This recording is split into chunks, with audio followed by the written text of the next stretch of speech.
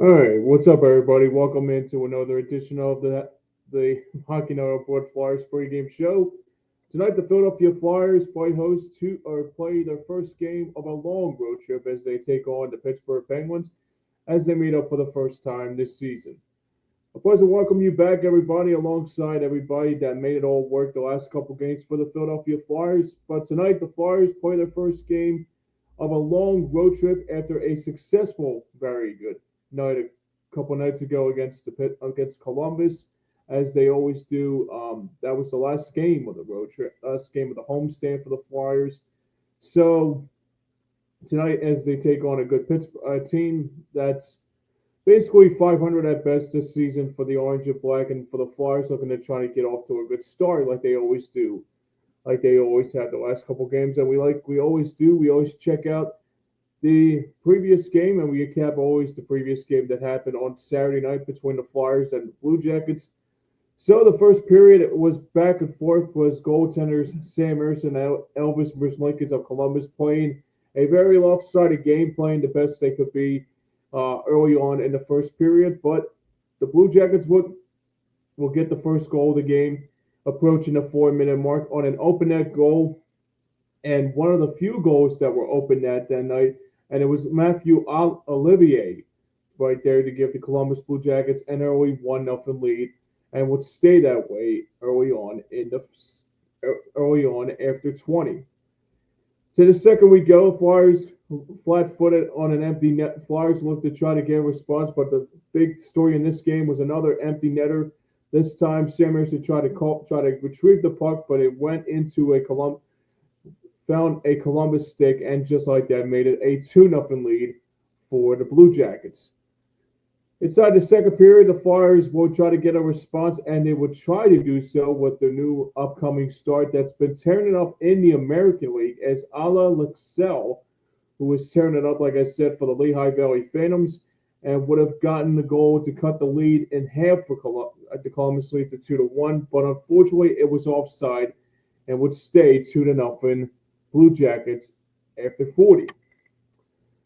To the third we go, and Owen Tippett tried to have an opportunity to make sure the Flyers will get a response, and they would do so, as Morgan Frost will get another open net goal this time to beat Elvis Merzlikins to make it a 2-1 Flyers lead, and this one would count to cut the deficit to 1. Later on in the third stanza, 2 minutes later, as once again the Flyers trying to buzz, and they will find an equalizer, this time the Noah Cates, who will retrieve the puck and will tie the game up at 2-2. After the Flyers scored two to tie the game, but they couldn't clear the puck, and this was a three-way passive fight for Columbus. And once again, Columbus took back their lead at 3-2 at the halfway point of the third.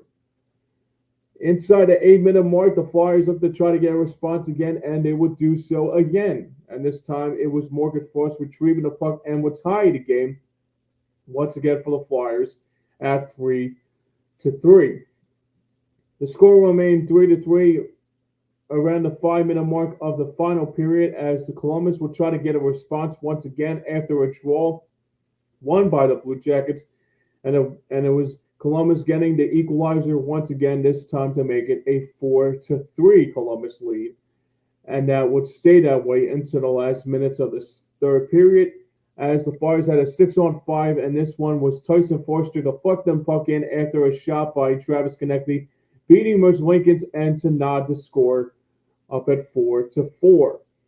But this night, 60 minutes was not enough for the Orange and Black, but this one had to take overtime on this Saturday night on the last game of the 2024 home slate, as the Flyers try to close out the holiday break with a bang, and they would do so after Noah Cates setting up Owen Tippett to give the Flyers given the all-inclusive 2 points out of it, completing the comeback on Saturday night for the final of 5-4 at the Wells Fargo Center in South Philly. And that's the recap of the previous game, and that's how the Flyers got off to a really good start. But tonight, we always set the stage for this great matchup here tonight, for this key matchups.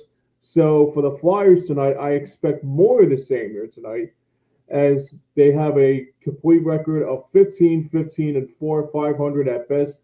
fifth in the Metropolitan Division, and 10th in the I'm sorry, 10th in the Eastern Conference right now. As for the Penguins, have the same record of the, the same record as they do with the Flyers. They have 15 wins and 15 losses on this season, but only three overtime losses, and they are fourth in the Metropolitan Division and ninth in the Eastern Conference coming into play tonight. But not having the best of seasons is the Pittsburgh Penguins indeed, as the one thing that always made the plays happen for everybody out there that made the Penguins happen. Obviously, you thought about all these years going back to when Sidney Crosby started. He's been an X factor for the Penguins. A couple of weeks ago, scoring goal number 600 of his NHL career, and Evgeny Malkin made history a couple of weeks ago, around 2 months ago rather, when he made history scoring goal number 500. So for me tonight, the Flyers expect more. I expect more of the same as they did on Saturday night. I hope the same to look to see more of the same outcome. Obviously, the good composures of the Flyers, they can try to do whatever they can tonight. Nick checks in on our show and says, "Yo, what is up, James? How are things? Doing good, buddy. Thanks for checking in, man. Hope you have a great, safe, happy holiday. Hopefully everybody is well, and also hopefully you're doing the same as well. It's a good night for Flyers hockey. So, or like the old saying is, a hockey night in Pittsburgh, like that old great announcer back in the day would say. But it's a good thing the Flyers play tonight before the break. So thanks for chiming in, buddy. I really do appreciate it. For the Penguins tonight, this is going to be a big key matchup that I haven't talked about very lately, but it's been their goaltender situation going back to when they had some fair share of goaltenders along the way, obviously, like the Matt Murrays of the world, and even like Tristan Jarry, who's having an up and down kind of season. So I would expect more of the same tonight. And I got to tell you what, ever since they lost Marc-Andre Fleury, they've been like kind of like decimated, trying to find out who's going to be the one that's going to take over for Fleury. I mean, they had their fair share with Matt Murray's and even Tristan Jarry's of the world, and even like an Alex Nedeljkovic, who's their backup. So I expect more of the same here tonight for the Penguins, though. Not playing the best hockey right now, so that's going to be a good tall test for the Orange and Black tonight to see what they have in store for this upcoming matchup.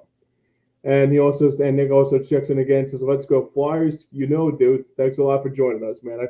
Thanks a lot for joining me. And hopefully, there's a lot more people chiming into the show. We are on Facebook and Twitter. I'm not sure about Twitch. Also on Hardcore Sports Network and on Stream Punk Entertainment. So after the game, hopefully there will be a post game, but if there's not, I advise everybody to stay tuned on Saturday. So I'll be back for the post game with that one for the Flyers taking on Anaheim, the first of a 3-game California road trip starting on Saturday night as they take on the Anaheim Ducks in Orange, California. Or maybe like actually I would say the Mighty Ducks though, but that's another story for another time. So all right, let's go. Who's trending up and who's trending down this night? Like I mentioned, the Flyers taking on a Pittsburgh Penguins team that is, let's say, decimated with injuries. Obviously, you got some players like Sidney Crosby, Evgeny Malkin, and Chris Letang, who are not having the best of seasons, but it's good to know they are still a tall test for the Flyers whenever they face them. So, I can see there's a lot of good things that would happen here tonight for this club. But their inconsistencies has been a big factor in this game. A couple weeks ago, rather, when Pittsburgh took on Dallas, they gave up 6 goals in the first period. So I'm not saying the Flyers would score 6, but if you can get off to a really good start here against this Pittsburgh Penguins team, it could be a good reminder too of what they look like too in this key matchup. And for who's trending down, well, the last couple of games for the Flyers, though, it kind of seemed like they were playing in mud. Obviously, you think about the times when they were playing against Detroit and even a little bit of a bad game against the Minnesota Wild on that last couple Saturdays ago. So, to me, I think this will be a good big boost for them after getting a good win against Columbus on Saturday night. I advise more of the same here tonight. For me, if you can get off to a really good start against a very good, not a good Pittsburgh Penguins team, but an average at best Penguins team, it can go a long way as well. For me, that's the biggest thing I would take out of it too. So for me, for who's trending down, it's more like the Flyers have to get off to a better start And I've been saying that for a while now. But the last time I checked, when they have good starts, they actually find ways to win games, especially that are 500 or even or worse, or probably just average at best. All right, let's check out our injuries and scratches for this game tonight for the Flyers. One just injury, but more not necessarily an injury. It's for personal reasons because our captain Sean Couturier is on the, I guess he's on the paternity list because his wife just gave birth to a baby over the last couple of weeks or so, last couple of days or so. So I would expect him and his wife and the baby are doing well, and we'll be back hopefully for that California road trip in the next couple days or so when the Flyers take on Anaheim, Los Angeles, and San Jose around New Year's. And for scratches tonight,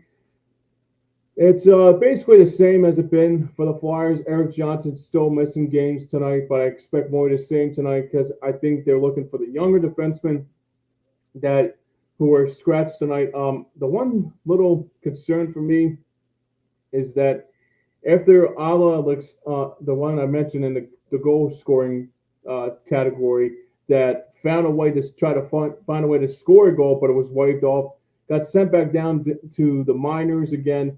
Luxell back with the Lehigh Valley Phantoms, so he's back with them.